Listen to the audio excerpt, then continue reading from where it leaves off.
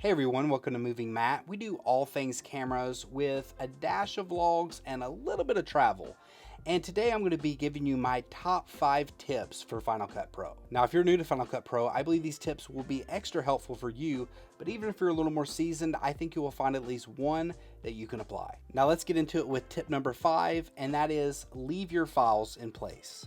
So whenever you go to import your files initially, they have it set to copy your files. And if you do that, it essentially will double the size of your project instantly. So what you will want to do is you will want to change that setting to leave files in place because storage can be very expensive. Going along with tip number 5, tip number 4 is external hard drives are really a must. Speaking of storage being expensive, here is Apple's storage upgrades. And as you can see, they're absolutely insane. And if you're planning on doing all your editing on your internal hard drive, it will fill up extremely fast and you will find it is very expensive. So I absolutely recommend getting an external hard drive and working through that. You can always edit off an external SSD and then move it over to a cheaper hard drive. So tip number 3 may be something that you have to work up towards because it's going to be predicated on the idea that you're going to have a very fast SSD, ideally one with Thunderbolt support. So if you have all that, my number 3 tip is turn off background rendering.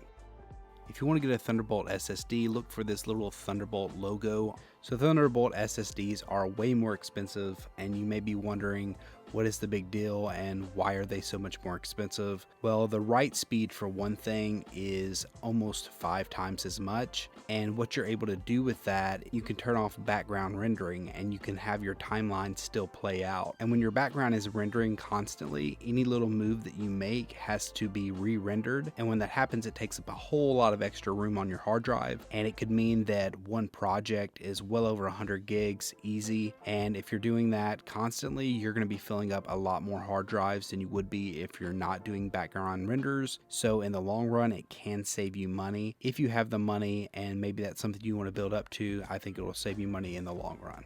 So one of the great things about Final Cut Pro is that it's a flat fee of $300 for a lifetime license.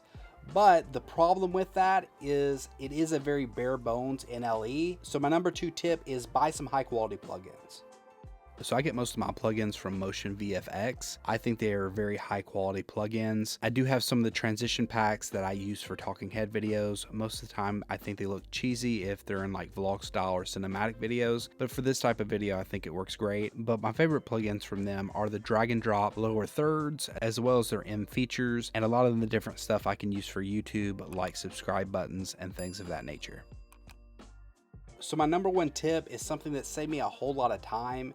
And I'm not sure everyone will agree with this, but personally, I believe you should get a very good editing mouse. The mouse I use is the Logitech MX Master 3. You can find it here at B&H for $99. I actually bought a refurbished one for quite a bit cheaper. So the way that I use this mouse is I customize these 2 side buttons as my zoom in and zoom out, and then I customize the top button as my delete, and I find that it makes it very efficient for zooming in and out of your timeline, as well as selecting and deleting things very fast. I know a lot of people are keyboard shortcut purists and they don't like to mix the two, but after I saw that Philip Bloom had this mouse as well, I felt like I was in good company.